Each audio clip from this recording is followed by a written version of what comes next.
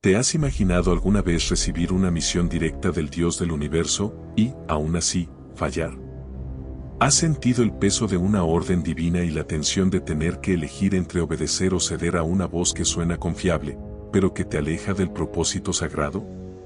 Esta es la historia del profeta que desobedeció a Dios y enfrentó a un león, un hombre de Dios que fue enviado con un mensaje poderoso, pero que terminó encontrándose cara a cara con el juicio. Personificado en la figura majestuosa y aterradora de un león.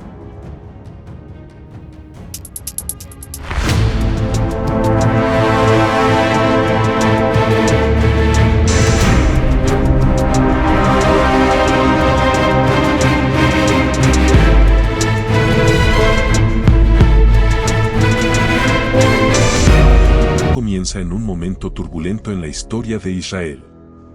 Después de la muerte del rey Salomón, el reino glorioso que una vez estuvo unido bajo David y su hijo, fue dividido en dos, el reino del norte, llamado Israel, y el reino del sur, Judá.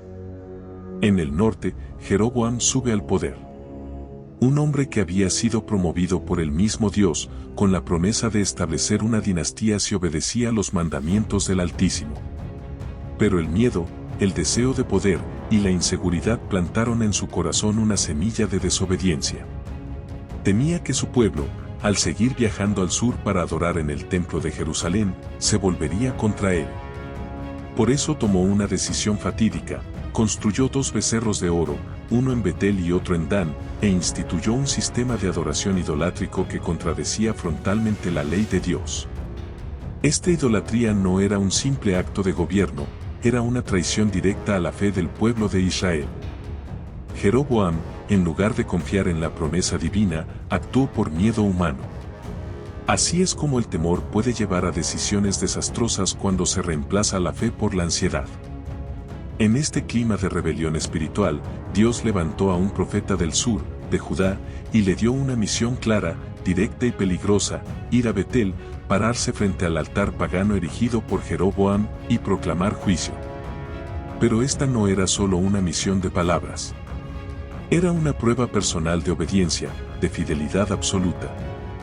La instrucción de Dios no dejaba lugar a dudas, no debía comer pan, no debía beber agua y no debía regresar por el mismo camino por el cual había llegado. Esta orden era más que logística, era un símbolo de pureza, de separación del pecado, una forma tangible de mantener intacta la obediencia del profeta en una tierra contaminada por la idolatría. Era como si Dios estuviera diciendo: no participes, ni siquiera mínimamente, en lo que ocurre aquí. Tú no eres parte de esta tierra corrompida. Eres mío, eres portador de mi mensaje, y debes mantenerte santo para cumplir tu propósito. El profeta obedeció. Llegó a Betel y enfrentó al rey justo en el momento en que se preparaba para hacer un sacrificio a los falsos dioses.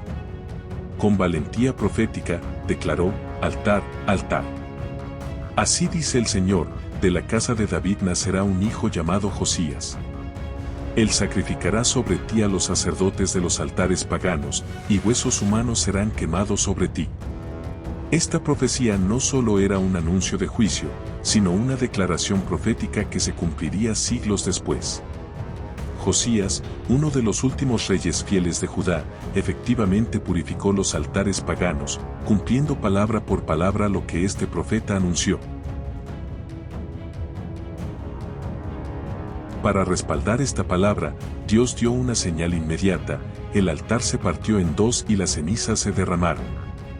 Jeroboam, furioso, extendió la mano para arrestar al profeta, pero su brazo se secó, inmóvil.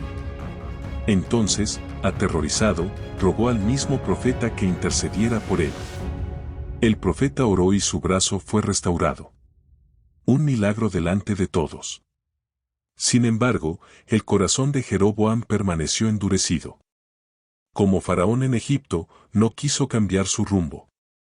Porque a veces, ni los milagros más impactantes logran cambiar un corazón que ha elegido endurecerse. El profeta rechazó cualquier recompensa y partió de inmediato, obedeciendo la orden de Dios. Pero aquí es donde la historia toma un giro dramático. Un viejo profeta que vivía en Betel oyó lo que había sucedido y decidió buscar al hombre de Dios.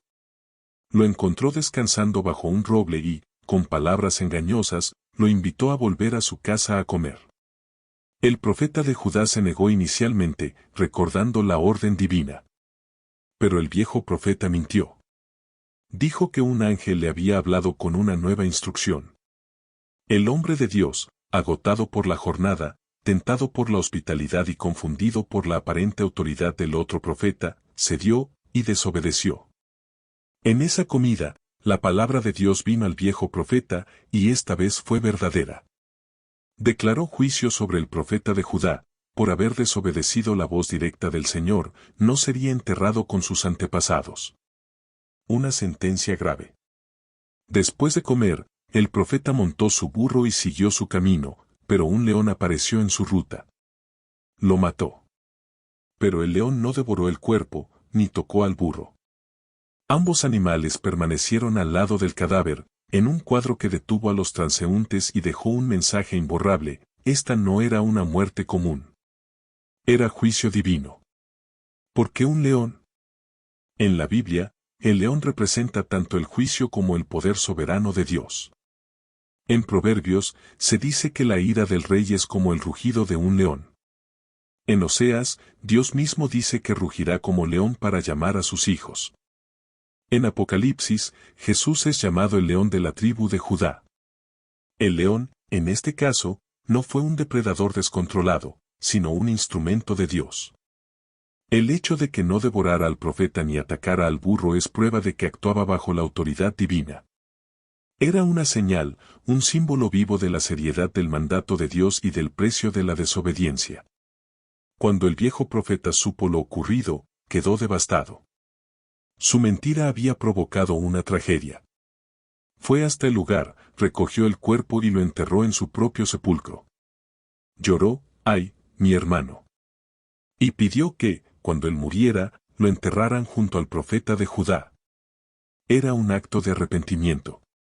Un reconocimiento de que, aunque había mentido, sabía que ese hombre era un verdadero siervo de Dios. Que, a pesar de su desobediencia, había hablado con autoridad celestial. El entierro conjunto se convirtió en un símbolo de reconciliación, de juicio, pero también de misericordia. A pesar de su desobediencia, el profeta de Judá es recordado por haber hablado con autoridad, por haber enfrentado a un rey y haber hecho milagros en el nombre del Altísimo. Y el viejo profeta, aunque falló, mostró al final un gesto de humildad al reconocer su error y pedir reposar junto a quien, a pesar de su caída, había sido portador de la palabra de Dios. Esta imagen de dos profetas, uno fiel pero desobediente y otro mentiroso pero arrepentido, enterrados juntos, resume la complejidad del alma humana ante la santidad divina. Y así, en una misma tumba, quedaron sepultadas dos historias distintas, dos trayectorias que se cruzaron en el momento más inesperado. Una tumba que no era solo de tierra y piedra, sino un testimonio silencioso de los caminos misteriosos de Dios. Porque a veces, lo que parece un fracaso, lo que parece una caída, es en realidad un eco que sigue hablando generaciones después. El profeta de Judá desobedeció, sí, pero antes de eso, cumplió su deber con valentía, con fidelidad, con fuego en el corazón. Habló con la autoridad del cielo frente al poder de un rey terrenal. Realizó señales. No se vendió. No se acobardó. Y eso, también cuenta ante Dios.